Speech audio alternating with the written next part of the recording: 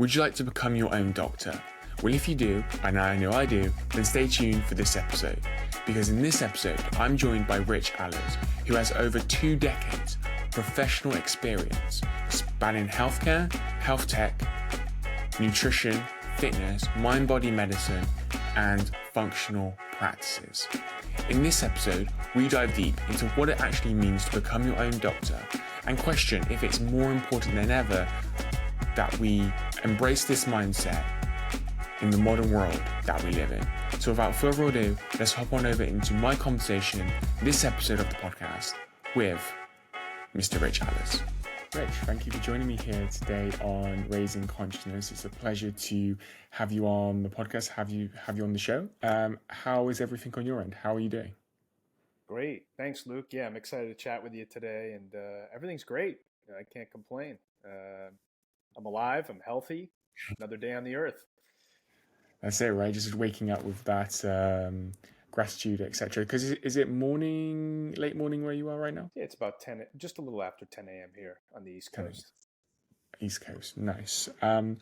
So for those who are tuning into the podcast today, who might not be familiar with yourself or your work, I would love to kick this episode off to kind of dive a little bit deeper into who you are, what you're doing, what you're working on right now, and then I'm really looking forward to the meat of the conversation that we'll get into. But for a little bit of context for our audience, like who are you and what do you do? Yeah, that's like a big question, right? yeah, it's true. Yeah, I think first and foremost, I'm a father, I'm a husband, and I'm a son who takes care of an 83-year-old father that lives with us. And then, I think like deeper dive of things that I've done or things that I've experienced in my life. I'm 20 to 25 year plus veteran in the healthcare space, working in preventative as well as health tech and wearables and what people would consider biohacking. I kind of like to call it health hacking. And more recently, over the last several years, we've been running an initiative called the Wiseman Project, where we bring men out to, C-level executive men, entrepreneurs, all-day hustlers, to get them out of their elements and help them improve stress resilience and burnout, and really learn how to tap into their innate intelligence to heal. And so over the last, 20 plus years of knowledge, I kind of stumbled across the intersection of my martial arts experience from the time I was 5 till now, and then how that intersects with modern healthcare and modern tech. And, so now I focus on bringing all of that value into one place to help other modern human beings become more resilient in our modern lives without the use of having to lean on pharmaceutical interventions, which ultimately can put you in a worse place than where you started if you're not careful. So that's what I'm doing now, and it's called Vital Habits. And yeah, that's who I am. That's a little bit about what I do. And I could definitely geek out more on all the science of this, but I'll spare people until we get into some of the dialogue.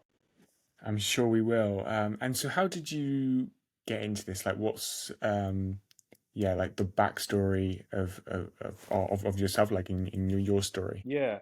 So it's kind of multi-layered. When I was in college, my father suffered a pretty severe heart attack, an MI, and that kind of was the initiator for me to start understanding what health meant, right? Because in your 20s, your early 20s, late teens, you're not thinking about health, you're not thinking about longevity, you think you're going to live forever. But when you see someone that you look up to in your life that's supposed to be the strong figure, and they experience something like that, the world changes for you. So my dad having a heart attack was the initiator. My mother, who, God bless her, she passed away a year and a half ago from health complications, was not a very healthy individual in her adult life. And that was an influence for me as I looked at kind of what my dad's health condition was. And then later on, he developed Parkinson's disease, probably about 10 years or so, maybe 15 years after that heart attack. And so these were kind of compounding things for me to really try to understand, like, wait a minute, are we meant to grow old and be sick? Are we meant to, as we age, have all these diseases and die from illness? And then kind of collectively, my own health experiences. I mean, as I approached my 30s, I found myself on a statin. I found myself on mild doses of anxiolytics for stress management and anxiety. And so all of these things for me were a lot of head scratching going, this can't be right. Like this can't be the equation, right? Like you expect to get heart disease, you expect to get diabetes, you expect to get depression, anxiety, whatever, and then you just compound those and then you die. And so that really ultimately put me on the journey of taking the years of experience in conventional healthcare and trying to understand what better pathways there were to intervene, and not just really age reverse, but more um, increase health span. Because most people, the last 15 to 20 years of their life, are living on pharmaceutical products and a very suboptimal life. So that's kind of what kicked it off for me.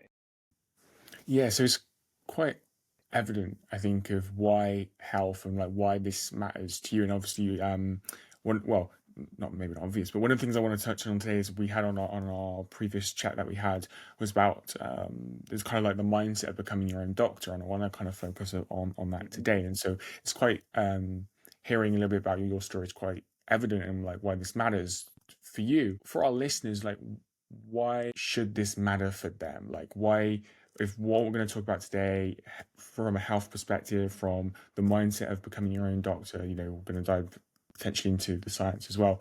Like, why should they care? So this is a great question, and I probably could spend days on just talking about it. But the overarching theme right now in our society, in the Western world, more importantly, and it's different than in the EU and other places, but in our world, the message is that underlying marketing message is that you don't have the power to heal yourself. You need these companies to rely on their products in order to heal yourself. And what that does is it disempowers the human. It disempowers the individual to take ownership for their health. It makes them believe that the solution is outside of themselves, that it's not within themselves. And I think that's a very dangerous place for people. And I've seen this examples in my own life and people in my family and friends that are close to me, that I watch them suffer because they have been exposed to this mindset and they believe that they have zero power to change their situation. Now, there are the extreme cases like inborn rare genetic conditions that you really don't have a choice when you're born with what that is. But most of the things, 90% of the things that we experience in our life that are chronic, are actually reversible diseases. And it's our modern lives that are contributing to the rise of what would be considered these rare conditions to now make them more prevalent, more common. And so I think what's important for people that are listening to this is to understand, like, if you're worried about your family history or your genetics, or your physician's telling you may end up with diabetes or heart disease or have a heart attack, or on medication for life for depression or anxiety or autoimmune conditions, that's not true. That's only true if you do nothing and if you don't take ownership for the things that you're doing in your everyday life. So that to me is what's really important for people listening, is like, if you're going through these things, you actually can change this. And you actually, if you start to learn your body, right? Like, your body is actually built to survive. We're species like other species on the planet. And what do they want to do? They want to survive. They plant their seeds. Why do they plant their seeds? Because they don't want the breed to die off. So yeah, we have a expiration date, but we're actually meant to heal and thrive till our very last days. And it's only because we're inserting this messaging or this marketing or these belief systems or old science, which maybe doesn't apply anymore, that people are not taking ownership. So I think it's really important for people to hear they actually have a lot more control over their situation than they believe. Totally. I do feel like the marketing messages and the old belief systems that kind of get passed down to us, and all around us, like marketing is, it's just like all around us. We can't necessarily get away from it. So that I feel like that can be a challenge for a lot of people. And so how Yeah. have you, in your own personal life, and what do you recommend for people to start to reverse that trend to become kind of, I don't know if becoming numb to the marketing message is necessarily the right phrase, maybe, but Yeah. just kind of like blocking that out. Like how do people actually on a maybe on like a practical level block that out because it is so loud, like like for me, I don't really watch the news or TV or anything, right? Yeah. But then I'm online, right? So then it's online, or I might drive down the street, or go to my local city center and there's like billboards, right? And so it is everywhere. So like how have you been able Yeah. to I guess numb yourself from all of that? Yeah. That's a good question. I wouldn't say I numb myself. I would say I don't even pay attention to it. It's not even relevant in my life. I don't have cable. I don't watch the news. I find those things to be very toxic. They're programming, they're programs for the mind. Whether you know it or not, it's feeding your subconscious. That's pulling in that information, especially when you're in more of a sedentary state and you're in a state, in theta where you're relaxing. You're allowing the TV or the news to give you that information. It's a very dangerous place. So yeah, I think the low hanging fruit is don't watch the news, cut off the cable. Plus, you'll save yourself some money in the long term. If you're going on your phone, make sure you go on your phone. This is something that's worked for me. Make sure you're going on your phone with intention. What are you using it for rather than it using you? What are you subscribing to or paying attention to? Be very cautious of what you're following or listening to or what's being fed to you, because it's an algorithm. It's going to feed you information it thinks is relatable to what you're wanting to watch. So you've got to be the own guardian of your mind. You've got to control the information that's going through the brain into the subconscious. And it's almost like a lot of folks will say, it's like weeding the garden, right? Like when you see weeds pop up or you're standing at the gate of your mind, be very cautious of what you're letting enter. Do you want those weeds to come in and crawl into your garden? Do you want these, invasive things to end up taking root into your subconscious and dominating all the good that's in there? You don't. So my advice is protect your brain, be conscious of what you're allowing in. And then I would say what's been so important for me, because I was living in life very passively. I was just letting stuff kind of come in and not being conscious or living with intent for many years, is spend more time in front of books and writing and reflecting on your own accord than spending time in front of media and influences by others. While there is great information out there, you've got to stand guard of your mind and what you want to feed it. And that's really important. In terms of and I don't know, I alluded to it beforehand, becoming your own doctor. From your perspective, Yep. like what does this actually mean? And building on kind of what we just kind of spoke about, what's the mindset needed, in your opinion, to like become your own doctor? Like, what does that actually mean for people? Yeah. So there's no secret that for thousands of years, ancient tribes used natural medicine. And they understood what was in the environment was supportive of the human biology.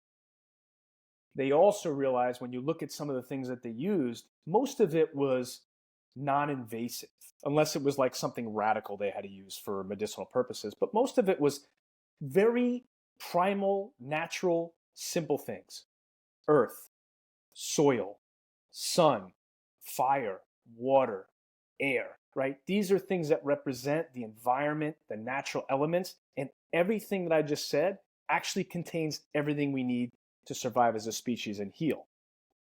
So being your own doctor, and what they've kind of learned and kind of bringing into our modern world, is that if we look at the modern human, we've disconnected from nature more now than we ever have.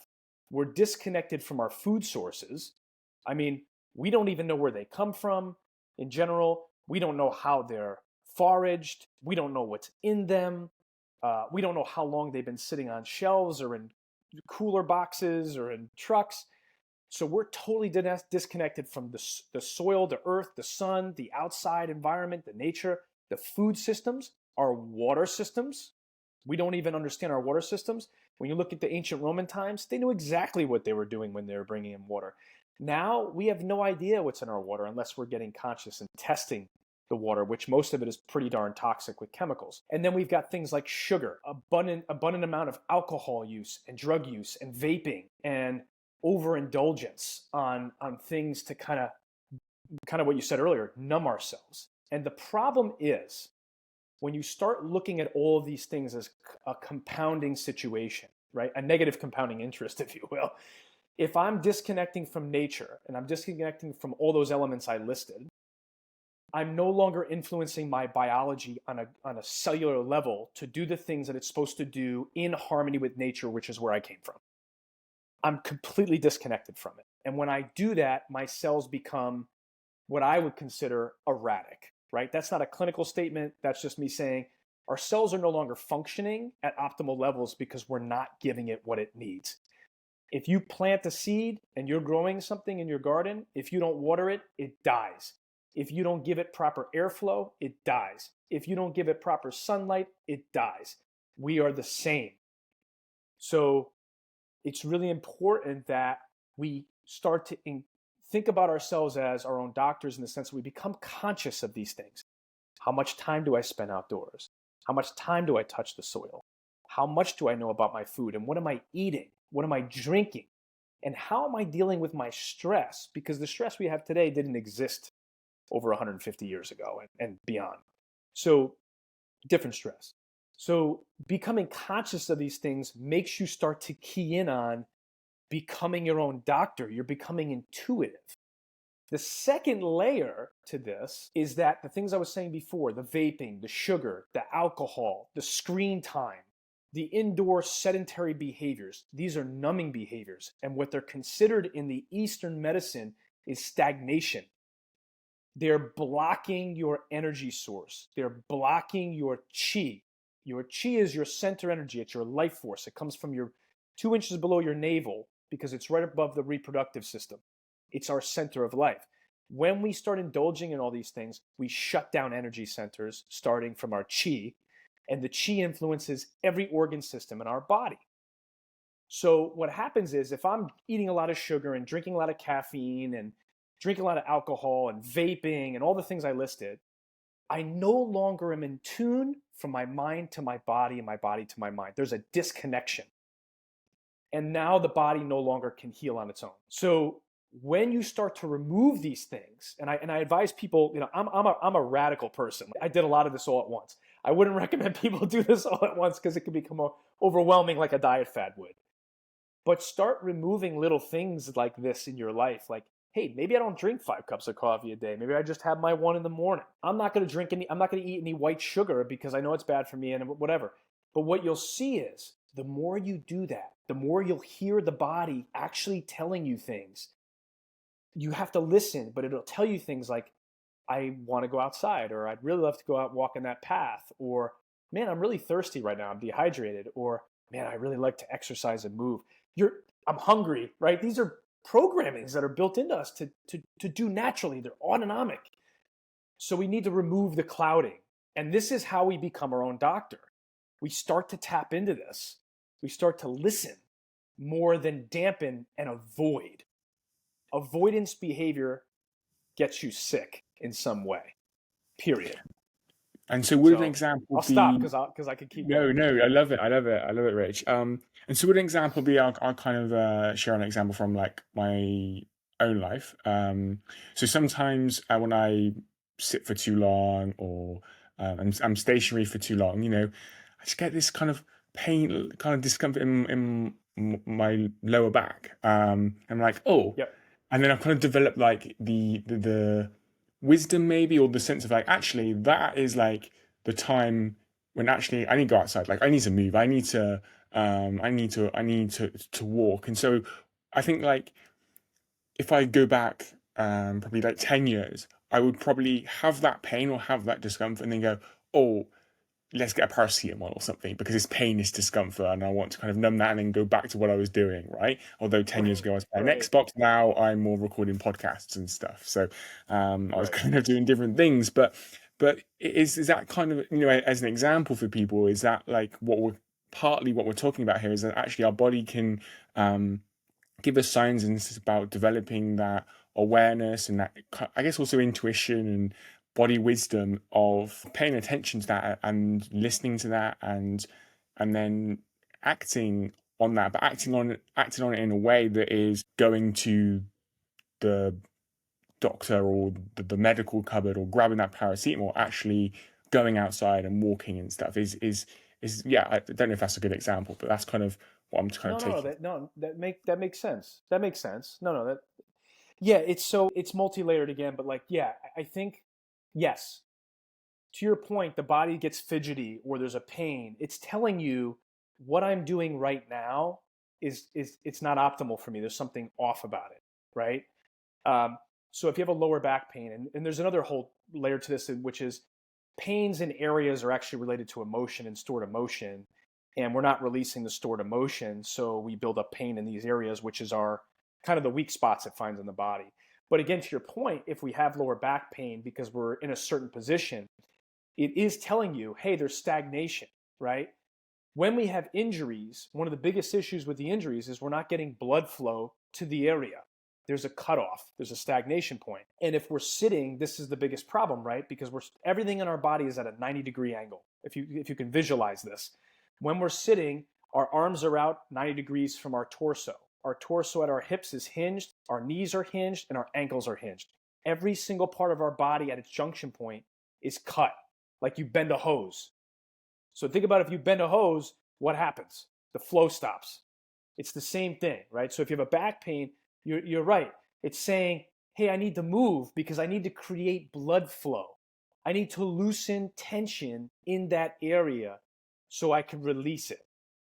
The other thing is like when you're stressed or when you're anxious or when you're sad, these are emotions of inflammatory responses that are actually red flags to say, hey, I need you to do something about this that's counterbalancing what you're doing now.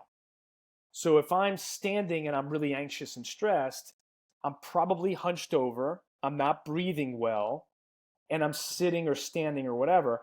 My body's saying I need to release that energy. I need to get upright, breathe correctly, and move and mobilize to kind of release. So yeah, you're right. That's probably a long-winded answer, but yes. And then the other thing I would say, like kind of to your earlier point, is that to be very clear, acute care is very different than chronic care. Acute care for a physician, ER, major inflammatory response, allergic reaction, that's fantastic. You should be going to a doctor or calling someone immediately when you have those situations. I am not saying don't listen to the messages, do it yourself. But the other 90% of things that our daily lives, like, I'm stressed, I'm anxious, oh, I'm bloated, I'm depressed, I don't feel well. Like certain things that are happening in your life, they're red flags. They're telling you to eat something differently, drink something differently, move something differently.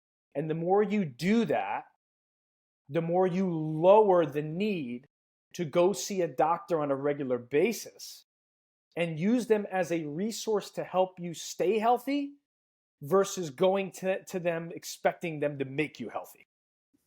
Yeah, Does that make sense? absolutely. Yeah, yeah, totally. So, And yeah. sorry. So I just kind of also like one distinguish I kind of make here is with like I think there's like for me I call it like lifestyle and then like emergency, right? So Mm-hmm. like if I was to go out for my afternoon walk as I do and I accidentally trip over and break my leg, or something, like I'm going to want to call an ambulance, right?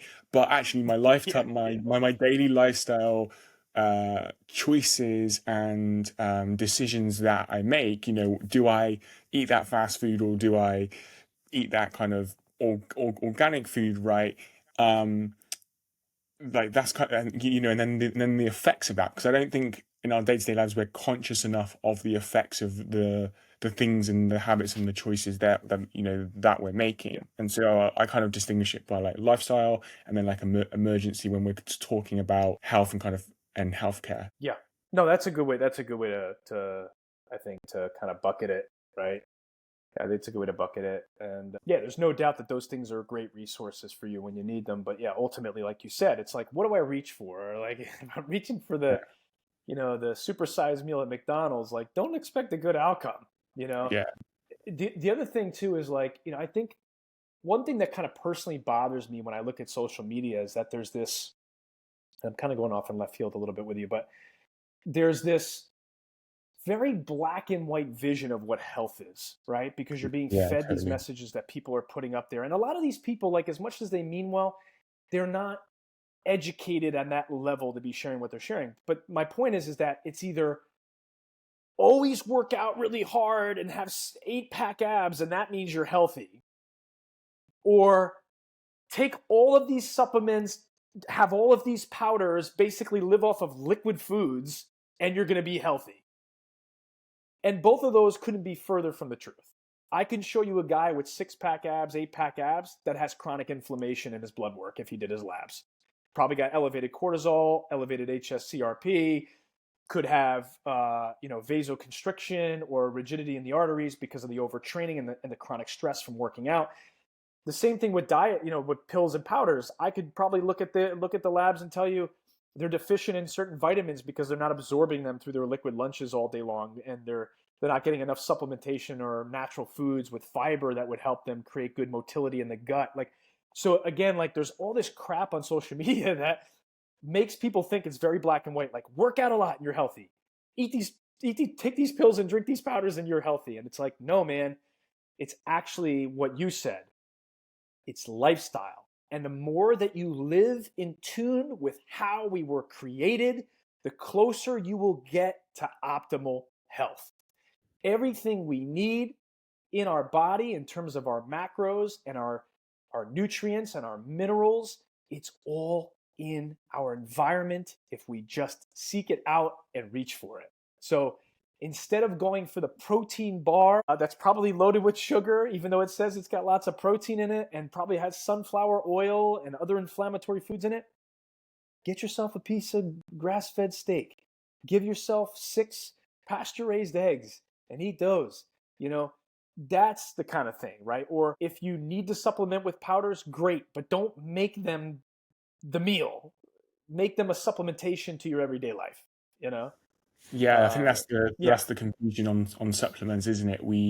It's in the name, right? Supplements. So it supplements what you're already doing. So if you're not already, like using the protein example, if you're not already getting enough protein, but you're supplementing for that, then yeah, Right. it's a bit Right. backwards. But it's Right. interesting because obviously we're talking a lot about and stuff, but you have a health tech background, and so I'm curious, like how the Yeah.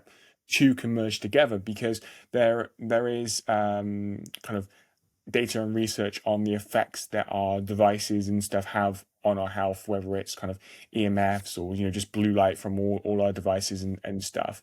And that's kind of Yeah. what I think. So when I think of health tech, and this might be because I'm naive, I kind of think of like the Apple Watches and just wearable tech and stuff. And I kind of wonder the place for that and the effects that has on our health, or if there is definitely a place Yeah. for it, if that makes sense. So we'd love to explore that with you. Yeah.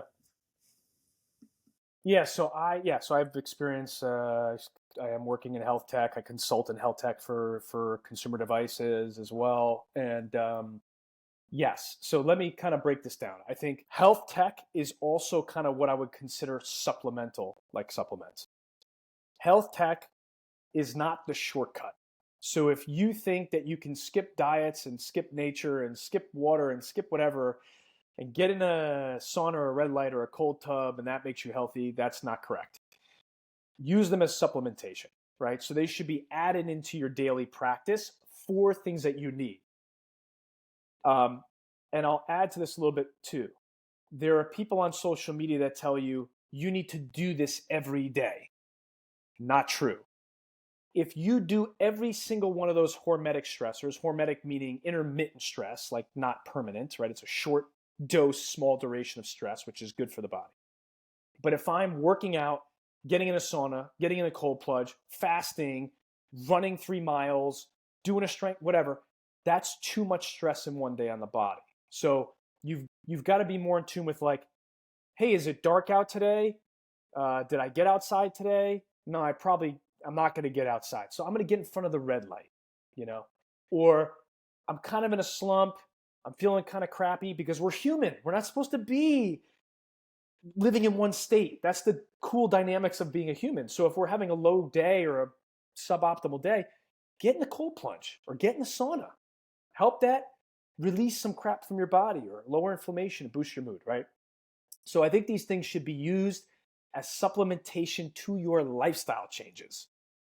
And they will only, I think their value is better when you're already doing the other things you're doing, because they'll help you kind of 10x the things you're doing, right? The other thing kind of that you were asking is like, where is, like, is there a slippery slope? Like, where's the benefit? Are they beneficial? Like, what should use? And the classification. So I think anything you use that's a natural, non-invasive device is health tech. So as long as it's being marketed to consumers for health optimization and it's non-invasive, it's health tech, considering it's a device of some kind or a contraption of some kind. In terms of like what's good, what's not good. Personally, for me, I'm cautious about wearing devices and too many of them. In my research, the exposure of these lights can also potentially have impact on our, vascular, where it's shooting, it's lights into your veins or your arteries.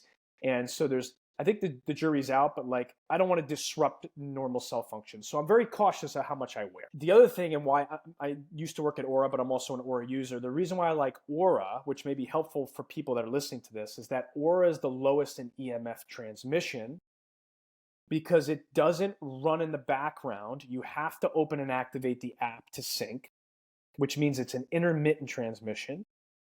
And it's Bluetooth, right? But only Bluetooth when you sync. So you've got very low EMF transmission transmission versus an Apple Watch that's constantly pulling from satellites. This is not hooked up to satellites.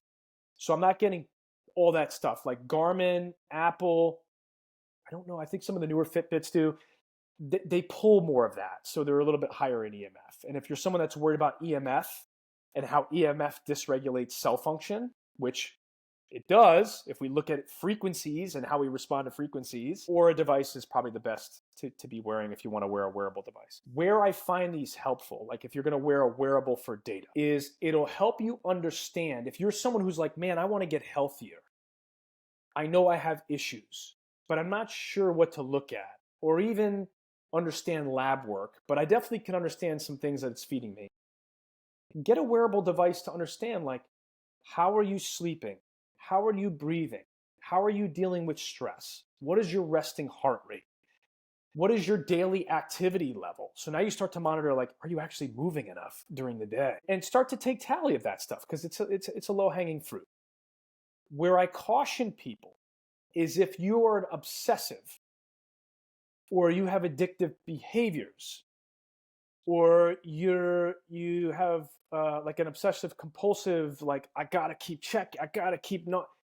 Be very, very careful of what you use as a device, because while these are meant to be really good for you, they're not factoring that in.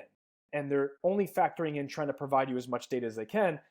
They're not going to factor in that you're going to become addicted to the data, addicted to checking your phone for something else, addicted to turning it on first thing in the morning to look at your sleep score, or your activity score at night. Like, so be careful and monitor yourself as you engage in devices. I love that. I think that's kind of like, my perspective on it. I think the last thing I'll say on, like, go ahead. No, I was just going to kind of ask, and I was curious on, like, so obviously you've got the Aura ring. I was kind of interested in, like, how do you use it? Because that's basically kind of alluded to Sure. a little bit of kind of my journey with kind of wearable tech in that I had an Apple Watch, and I got it because I was curious in terms of the data, and then I became a little bit too obsessive with it, so I sold it, and I haven't had one for about 6 months now. And although I am looking at Aura, and so I might consider that actually, but and then the last 6 months, because I was always checking, like, how many steps am I doing, and kind of all of this, and now I'm just kind of like, I'm just in my routine, right? So I kind of roughly know, like, if I break up my day and go for walks here and here, and just generally my day-to-day lifestyle, I'm just active, then I'm gonna get my steps in, so to speak. I'm gonna I don't need to continue to check my Apple Watch, and and that's kind of why I sold it. So it was just interesting because I Yeah. can relate to that. But yeah, I'm curious on Yeah. what you use it for and like your utilization of it that might give people a healthy example maybe of like actually how to use it in practice. Yeah. So mainly for me now, I use it for two things, really primarily. Is I look at my stress, my daily stress connected to my HRV, and I look at my steps when I'm wearing it, right? Like how many steps did I put in based on like my activity. And I actually do it from more of a scientific standpoint. I actually want to see what activities give me what results and what activities seem to be the easiest to get the results. Like I'm more like doing a study on myself versus like being obsessed about looking at the data. And admittedly, I don't wear my ring every day. And here's why. Once you get to a point where you have a routine and you have a discipline, I think is the key word there, you don't need wearable devices. We have to remember, this is not a slight to health tech, because I think health tech is amazing and it's non-invasive and it's non-pharmacological, which I support. But what we forget is all of these things are created for one very reason: because we no longer live as we were intended to be. So now we have to have devices to tell us to be human. Hey, you haven't moved in an hour. You may need to move your legs a little bit. Hey, maybe you should go for another walk to catch up to your daily goal. Nobody needed that 200 years ago, 150 years. So we have to remember these devices are there because we know that we need to instigate being more human. But at some point, when you become a lifestylist and you're doing this every day, you don't need devices unless you have a health concern that you maybe want to track with some other data to be sure that you're keeping on top of your health. That's my honest answer, you know? Yeah. And I think it's individualistic, right? Because not Mm. everybody does what you do or I do. I mean, I could tell you right now, if you got me in a group with 10 of my friends, I'm probably the only one that does this because most people don't, So everyone's different. Everyone needs them for their own level of information. And you got to be the decider of how much you want that to come into your life and how much, not. And going back to natural healing and using and becoming, I think as we've kind of spoke about being more human and stuff, what would you say? Obviously you've shared in terms of like earth, soil, etc. But if people were to put that into practice, what would be some habits or some principles that you would recommend people follow to kind of make this more practical for people? Sure. And maybe there's something that you practice as well. Gyms were created because we also stopped living as human beings, right? Right. So a lot of Yeah. times we think, we got to go to the gym, we got to do a workout at the gym, we got to take this class. No, you don't. If you Mm. want to be more human and you want to connect and you want to be physical, go for a walk, go for a hike, get in the woods. That is the most primal thing you could do to tap into your human intelligence. Go in nature and walk. That is the number one thing for everybody. If you want to lose weight, if you want to clear your mind, if you want to reduce stress, if you want to improve your cardiac function, if you want to improve your sleep, if you want to improve anything about your health, anything, go out in nature and walk in the woods. I walk barefoot 3 to 4 miles when it's warm out. I don't expect everybody to go barefoot, but if you can, great. Otherwise, just walk a couple miles in the woods. The easier thing, if you don't want to do that, stand outside in your grass or your dirt barefoot for 10 to 15 minutes and get some sun. Just connect with outdoors somehow, some way. Listen to what's around you. Don't look at your phone.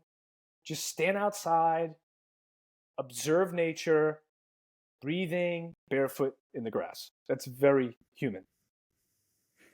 In And then terms I of would say another walking, thing you could, yes, yeah. sorry, Rich. No, No, in no, go terms ahead. of Go ahead. walking, do you have like science or data behind that? Because I resonate that because somebody who obviously like works out and runs and stuff. Like running is actually my kind of go-to thing. In the last kind of 18 months, I've done more. Yep. I've realized the importance of resistance training and stuff, although I hate it, but I show up and I do it. Yeah. And so, but like even with like friends and family, and they're like, "Oh, Luke, you're so fit, you do all this stuff." And I'm like, "But you don't need to do that. Just go for a walk, a 10-minute walk, a 15-minute Yeah. walk to start, And I think like sometimes, especially we've kind of spoken about social media, that we see kind of all these Yeah. bodybuilders and stuff, they're doing like all this crazy stuff, and we're like, "Oh, we need to follow them." And I love that the fact that actually the most simplest form of human movement is walking, right? And that's actually Yeah. like, like that is just so powerful. And yeah, I'm just curious if you have any science or kind of data to like back that up, because maybe sometimes people think, really, like walking, like what about the, as you said, the gym or something? But actually, a good walk is so powerful. Yeah, yeah. So the first thing I'll say is like it's funny whenever I come across somebody who has like lost a lot of weight or improved their health, I'm like, well, what did you do? And most of the time they'll say to you, I started walking like 3 or 4 miles a day. Like they're not telling you, oh, I'm doing HIIT workouts 5 times a week. Like that's not the answer. It's usually walking. Now, yes, there's a lot of science to walking for obvious reasons. We're actually designed to walk. When you look at our history as human beings, what did we do? We migrated, we walked. We walked the earth, we tilled the earth, we farmed, we navigated from one area to the next to find food and find a new environment. Walking is built into our DNA. It's literally who we are. The science of it, there's tons of studies on walking. I mean, you can go on Nature, you can go on JAMA, you can go on any place and find tons of studies that look at the impacts of walking. Now, the number of 10,000 steps has been said to be kind of a non-scientific number that somehow came up. But if you're moving over 8,000 steps a day, it's a good thing, right? And a lot of this, again, ties back to what I said. When you walk, you move your lymphatic system. Excuse me, your lymphatic system is part of your immune system. It helps immunity. When you're moving the lymph. The lymph has no pump. The pump is the mobility. So walking is actually the precursor to immune function by motivating lymph. It's part of who we are. The other thing is when you're walking at a what I guess would be considered a zone 2, right? Just like a lower level but intense walk or whatever, you're going to burn close to the same amount of calories as you would running. Not that far off. So you don't have to run chronically to get the benefits of weight loss. The other thing is that, like I said before, is that your cardiac function, because you're moving and you're respirating, you're processing and purging and detoxifying. You're mobilizing cells. You're creating nutrient flow to those areas. There is a ton of data on this, whether you're looking at it from a Chinese medicine standpoint, when you're looking at some of, like I said, some of the other articles that you could be looking at. Just Google walking, studies on walking, and you will find tons of data on this. From your blood pressure to your resting heart rate to your circadian rhythmicity, because obviously you're out in the sunlight and let's say preferably early, right? So all of these things, yes, there's a lot of data to support walking is one of the best things you could do for your health. Strength training, definitely, but walking is crucial for us. If we don't, here's the thing: if we look at the data of older people die, one of the main contributors is what? What do you think? So What do people I'm not do when they sure. get older? Yeah, like, They stop moving. yeah, okay. They stop I moving. was trying to be clever and think of like muscle degeneration or Yeah. something. But yeah. Well, they do get sarcopenia, but why are they getting sarcopenia? They're not moving. Just walking alone builds bone density and core stability. So moving is crucial. If you don't use it, you lose it. When you sit, you die. Sitting is the new smoking. Why? Because all organ systems don't move. They don't function. So walking is, there's tons of clinical data on walking, is my long way of saying it. I interrupted you beforehand. What were some of the other principles, natural principles that you were going to Yeah. share with our? So I know it's hard depending on where people live, right? If you live in a city or maybe you have some outdoor space, but my advice to people is grow something. You don't even need to be a green thumb. Plant an herb, plant your favorite herb or plant something that you like to eat. And even if it's a flower or like lavender, which is healing, right? Or lemongrass, some of these things are not hard to grow. They'll grow on their own. Sage, thyme, these are all healing herbs. Plant something. Become more in contact with the things that you're going to put in your body. When we plant things, we connect with soil. And when we connect with soil, we connect with the microbiome of the soil. And the microbiome of the soil has more bacteria than our body itself does. And that bacteria influences our microbiome, which influences our immune system and everything that has to do with our health. So connect with your soil. Grab a little potting soil, organic, no chemicals, please. Get a little thing, a little pot, plant your best herb. And if you can't, buy one at the store and plant it yourself when it's already kind of pre-grown and connect with it. That's huge.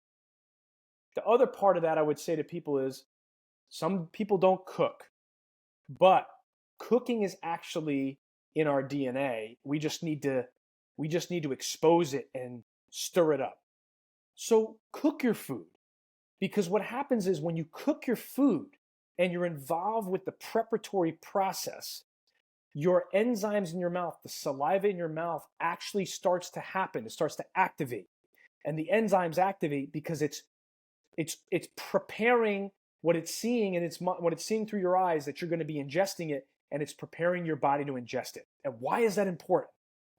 Because now you're going to get better bioabsorption of the nutrients and the available the nutrient density of that product or that food into your system. You're going to absorb it better because your body's preparing for it versus buying it at a store and then sitting down and eating it. So this connects you or back to shoving it with in the nature, microwave, right? yeah, or putting it in your microwave and nuking the hell out of it, right? Like we're all guilty of it, but try to like make your own food fresh and then sit down and eat it. You'll notice the difference in terms of how you feel. And I think another thing is like, an easy hack is turn off your phone like at least an hour or two before bedtime. Pick up a book or stand outside and watch the sun go down, or practice that hobby or draw or journal. Like do something that's more connected to your natural being versus like staring at screens and then going to bed, or staring at your phone in your bed and going to bed, right? That's not really normal for us as human beings. So I'd say stuff like that, right? And then maybe my last one would be, because there's a lot, but the last one I would say is kind of what I was saying about the gym, right? It's like we're told that we should go to the gym and work out and lift weights and do all these things. But the reality is we didn't have those many years ago. We were out in our yards or in the woods and lifting and pushing and pulling and lunging and squatting. So do things that are more primal, like squatting, lunging, chin-ups, pulling your body up on something, climbing, crawling, squatting, moving the body in weird ways that is not like a normal movement you would see in the gym. These are normal for us, right? Because we're animals, we're meant to kind of use our body in different ways. So pushing, pulling, lifting, pressing, squatting, these primal movements are really important. Yeah, I think here I would just, and Rich, you may agree in terms of like we're not saying like the gym is so quote unquote bad, but I think I see it a lot of times where people they go to the gym, they go for a workout, and the workouts are say half an hour, an hour, but then like the rest of the day, the rest of the 15, 16 hours, they're stationary, and it's like cool, like you've done the workout, great, it's better than nothing. But actually, what about the other 16 hours where you're stationary or behind your desk and something, right? And so there's something that I've learned is actually about working in, because we do live in the modern world, and tech is all around us, and we do need our laptop and our phones to work and stuff, and tech is great because we wouldn't be recording this podcast without it.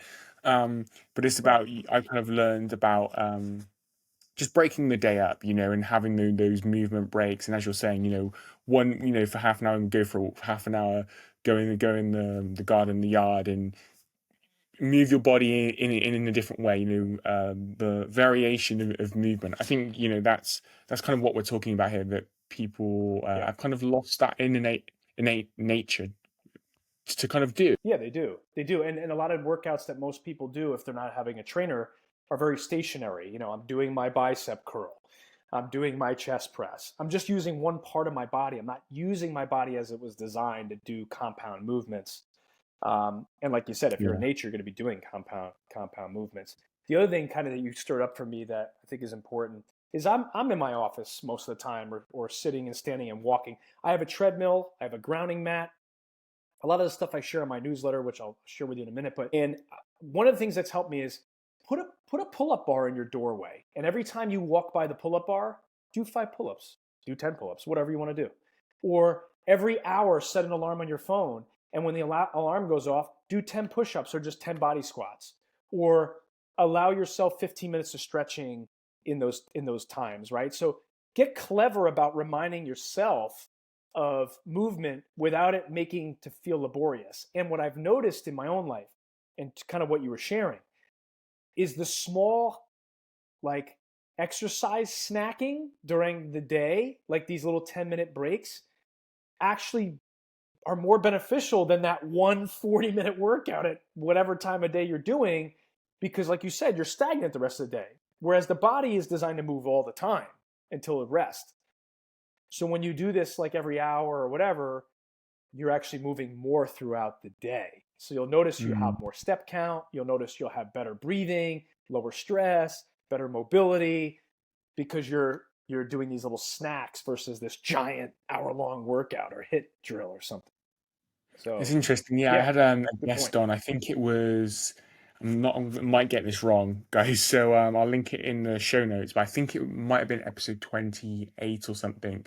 A guest who basically does that. You know, like for his quote unquote workout.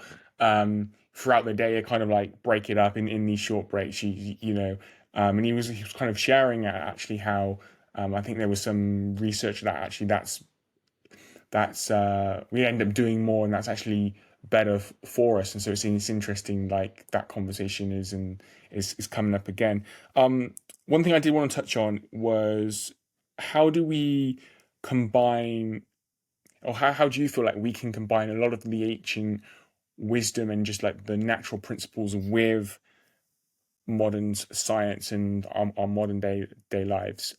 Maybe we've touched on some ways, but if you have any other more insights, and is there a place for both? Because we have briefly spoken about in terms of how a lot of the health space is very extreme, right? So they're either Yeah, on one extreme to the other, and the right. my kind of purpose I believe is within the kind of the health is actually to take the modern wisdom and the science behind that and to bring it together, find some kind of truth and consensus. So whether it's your thoughts on that, Rich, or any other Yeah.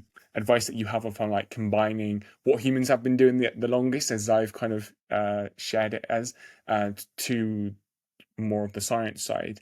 We'd love to touch on that in the time. Yeah, I think there is definitely, I think the best way for us to be healthy, and I'm not talking longevity because I think longevity gets mixed into healthy a lot these days, but to be healthy, I think you do need to have a mix of the two. I think there's a great world for both of those. And like I said before, if I can't get out in nature, I get in a red light, or if I can't get a natural body of water, I get in a cold plunge, or you can supplement some of these things. But I think the way to kind of bring them together is start to understand how both of these things intersect, right? So whether it's these primal movements and how they tie into the modern functional exercises. And so now you're doing functional training in the modern day, but you're using things that are kind of steeped from these primal movements, right? The squat, the lunge, the things I was showing before. And then also things like I have a PEMF mat, PEMF. I got it from Higher Dose. I got a discount code. If people want it, they can ping me on it. But PEMF is it's a grounding source. It's a healing source. So I'll be doing qigong or yoga on my PEMF mat. I mean, that's the meld of two worlds right there. I'm using ancient movements on a modern tech device, or I'm using a Chinese qigong brush, which is a bamboo stick, and conditioning my body to doing EFT and tapping, and I'm standing in front of a red light. So this is literally the worlds coming together. I'm not saying people have to do that, but there is a place for both of these things, right? Is like knowing your sources of water, knowing your sources of food, but then obviously the creation of some of these things that make it better.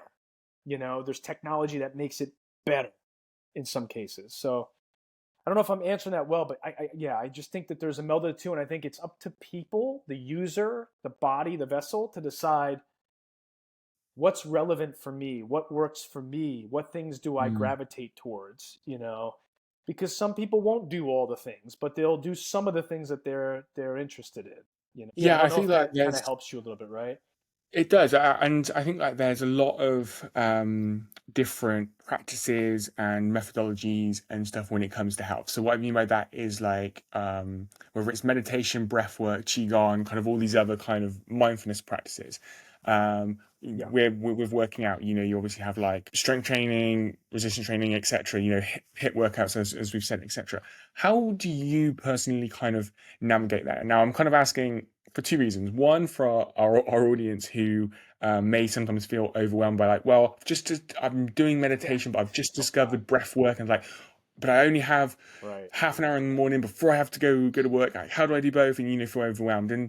And secondly, I've kind of been there, right? Like, actually, when I discovered these new Yeah. things, I'm such of a curious person, I guess, that actually I want to be doing meditation and breath work and qigong and kind of all the other things I've kind of learned about. But actually, I've only got so much time in the day, and I do actually have to work, and then you've got relationships and family and kind of all this other stuff. So, is it just about having all these tools in your toolbox, and then maybe like having a set time for mindfulness and choosing a tool? Or I'm wondering how you navigate all of these kind of different practices, or does it depend on checking in with yourself and how you feel on what day? Like, how do you navigate that basically? Yeah.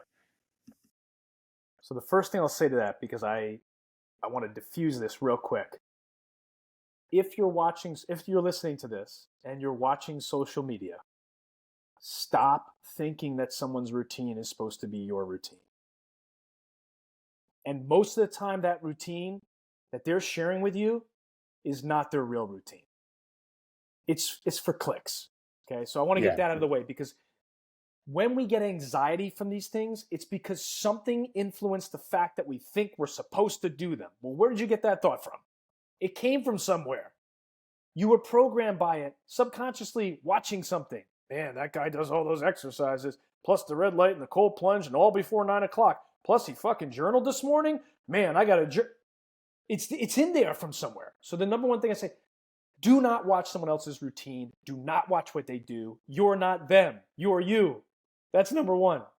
Number two goes to what you said. I do not try to cram every single modality into my day. Going back to what I said about being your own doctor is also understanding what you need in that moment. Do I have a set routine? Yes, but it's the foundation for me. If I decide I don't want to go to the gym today and it's my gym day, I'm not going, because my body says, I want to go outside, or I'm going to go work in the yard instead, or I'm going to go to yoga, or I'm just going to do some push-ups in my office. I have a routine, but I'm not married to it, and my day is not broken if I don't do it, right? So use these tools that you have for you in the moment. If you're stressed out, or if you have a lot of energy, or you want a mood boost or a focus boost or whatever, use these tools to decide what is right for you in the moment. And like you said before, okay, you want to do meditation, visualization, and breath work. Maybe you don't have time to do all those. What do you need right now, in this moment? Why are you doing it? Are you doing it because you think you're supposed to do it? Or are you doing it because it's helping you? What do you need it for, right? So that's what I would say is, yes, use them as a toolkit, expand your toolkit, and then as you learn your body and you become your own doctor, you kind of hand select the things you want for your day.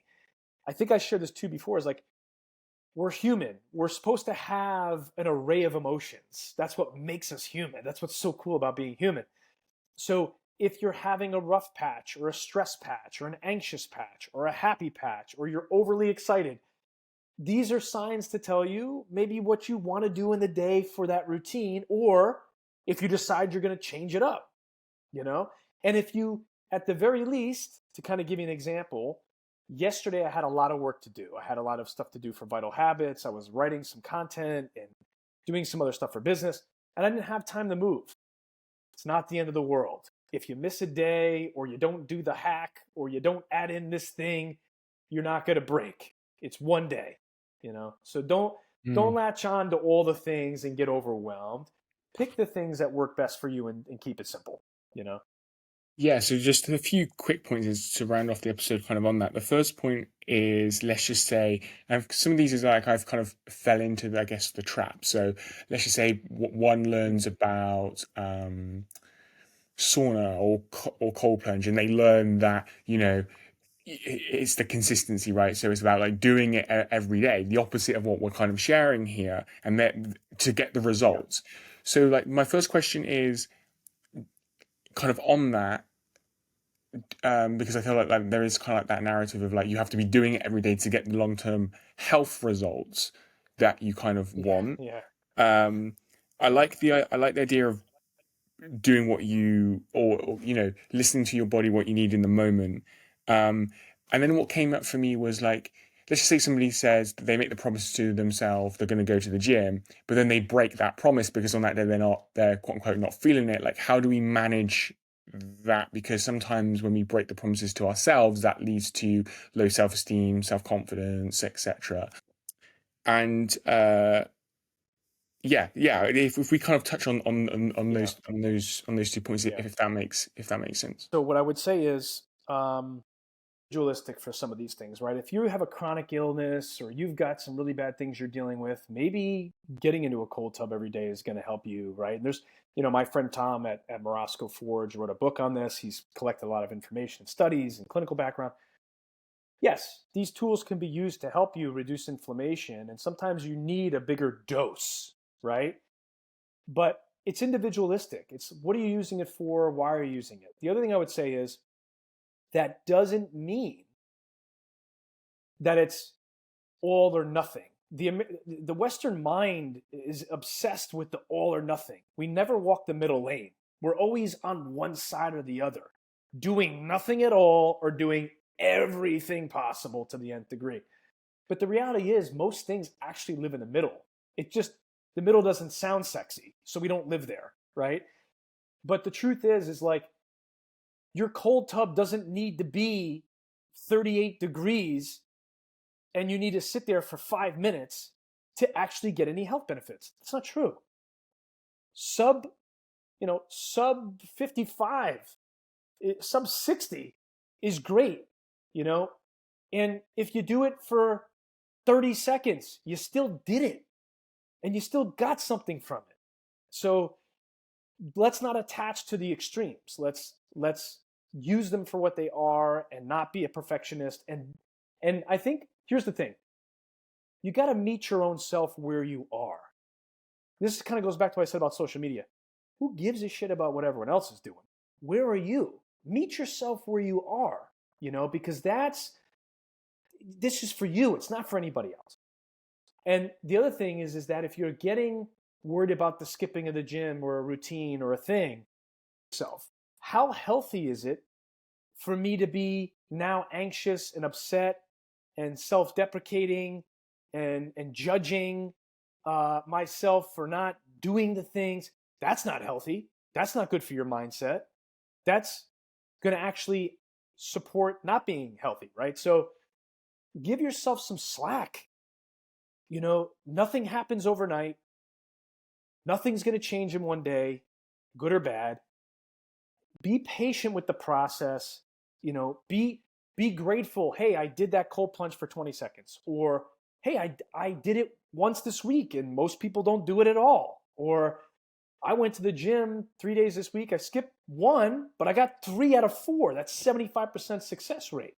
It's all about it's our perspective on how we see things. It's our lens from our subconscious that we see things as. There's a famous expert in the field that I respect very well. His name is Wayne Dyer. And Wayne Dyer's famous quote is, change the way you look at things, and the things that you look at will change.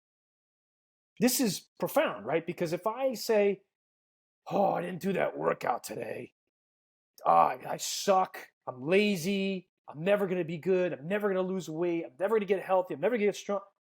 Holy shit. But now if you take a step to the left, take a step to the right, take a step back, right? I'm metaphorically kind of, and you say, yeah, I skipped today, but I've been going to the gym now for 4 months straight. And I go 3 days a week. So one day is not a big deal because I have a mission and I'm disciplined and I'm going to get back on the horse tomorrow. Yeah. Think about how that changes how you feel about yourself. Mm. And here's the better part.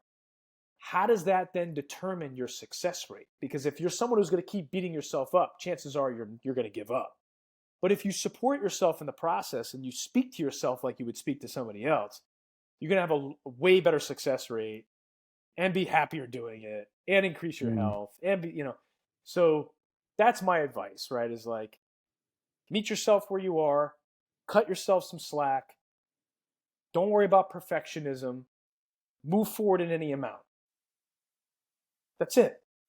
Don't get overcomplicated about it.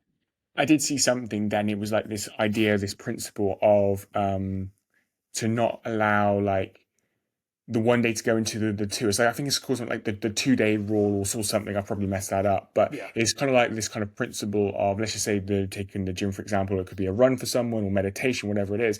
Let's just say they skip one day, it's not there, but then they do it the next day, right? Type of kind of mindset, because I think sometimes what can happen is, and then that second day goes into the third day, into the fourth day, and then you're kind of out of the routine. And then I like that, you're giving yourself the self self-love, self-care, or whatever it is, on that day, checking in with how you feel, what do you need in the moment. Maybe the gym isn't what you need. You're like, okay, and then you're not allowing that to go into like the next day, which I think is probably a lesson that I can actually apply to my own life, because sometimes I fall into like beating myself up. But I like that, and I think that kind of goes along with kind of what you shared there, Rich.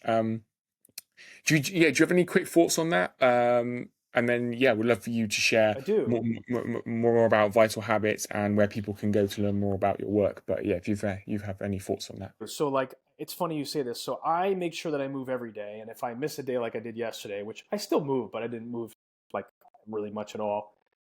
I think it depends what people define as movement or like activity. But if I miss a gym day 2 days or something, right, or if I miss an exercise 2 days, that's okay. If I'm walking, that's exercise. So I'll give you an example. I went to Italy with my kids, my wife, I don't know, a couple weeks ago. We just got back. And I didn't have a gym. I didn't have a place to go train. And I kind of said to myself, you know what? Like, I'm just going to walk. That's going to be my exercise every day. And I'm going to test this out. I'm going to eat the food there. I'm going to test out how I feel. I didn't go to a gym or do any physical, like, I probably did like 20 push-ups the whole week, okay? And I walked days, okay? When I came home, I was in the gym the next day.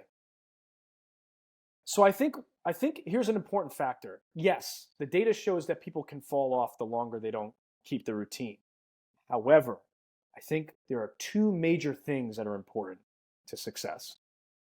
You've got to latch on to your why. You've got to have a purpose of why you're doing it in the first place. If you're doing it because someone says you should, or you're doing it because you think you're supposed to, it's probably not a good enough reason to stay on task. But if you're doing it because your life depends on it, your mind depends on it, your health depends on it, the people around you depend on it, that's going to keep you really tethered to keeping a practice, even if you take 7 days off like I did at strength training.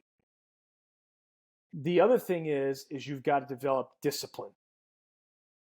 Discipline around something in the routines. And remember, like I said, if you're walking, that's still exercise. You don't have to kill yourself to make it exercise. That's extremism. Right. That's extremism. That's marketing. Oh, kill your body. That's a workout. So those are my two things. I would say, have a lock into your why and have discipline. And if you skip a couple days, it really shouldn't deter you all that much. But even that, Rich, my own experience. But even that, Rich, like you said, on when you were away, you did 20 push-ups, etc. And the thought that came to my mind, but actually sometimes like our own body is our gym, right? Like if we're going back to the movements that Yes. you were sharing beforehand in terms of squat, etc. Like actually, if you are away with the family, etc., and there's no gym nearby, do you really need a gym? Like could you, you know, No. get down and do some push-ups, do some squats and then go for the walk with your family, right? Like, you know what I'm saying? So your body is actually your gym is as well, so you don't actually need a Yeah, gym. yeah, yeah. The healthiest I've ever been, because like I started going back to the gym maybe about 2 years ago. I actually avoid gyms. I don't like them, but I've been supplementing with gyms. But to your point, my daily routine for many, many years outside of my martial arts practice, which I would consider cardio, um, is or full body movement, is literally this is what I would do. I would do lunges, squats, pull ups, chin ups, dips, uh, planks, jumping, air boxing, air kicking. That was my workout. Like no gym. If I could get on a bar, great. If I couldn't, I would just figure it out. Like I do some dips on a chair in the hotel. Yeah, you don't need. You could build muscle and build strength with no gym. Humans have done it for thousands of years. you know. Exactly right. Exactly right. Yeah. Yeah. Rich, thank you for your time today. It's been a pleasure. I've learned so much. I feel like I'm leaving the podcast a little bit of a different person. Like learned so much. My own mindset about how I'm seeing fitness, especially strength training, because it's not necessarily something that I naturally gravitate to. But I do show up Yeah. at every session. Maybe sometimes I should give myself a bit more grace. But I'm kind of a little bit of a perfectionist in that regard. But anyway, don't want to So am I. Don't worry. don't want to go off topic too much. I would love for you to share where people can find you, learn more about your work, and connect with you. Great, and thanks again. Like it's been a pleasure too. I'm glad you're taking some things away from it, and even I get things. I take some things away from it too. Some of the things that you shared in your perspective, and I think ultimately that's like one of the key goals for something like this and this platform. So it's Vital Habits. The site's not up now, but I provided a link that will be shared to Yeah, your it will be in the viewers. description. Yeah. One of the things, yeah, and it's I don't have I can't the link's a little long in name, but it'll be shared I think at the bottom of this podcast or within the feed. Um, and in that link, I share your viewers with a free blood work cheat sheet. And this, being someone who's worked in healthcare and in diagnostics for many years, one of the best ways to understand your health is actually to get lab work and blood work done. Unfortunately, most of the standard labs and annual physicals today is antiquated, and most people don't get the real answers they need to actually understand what's happening.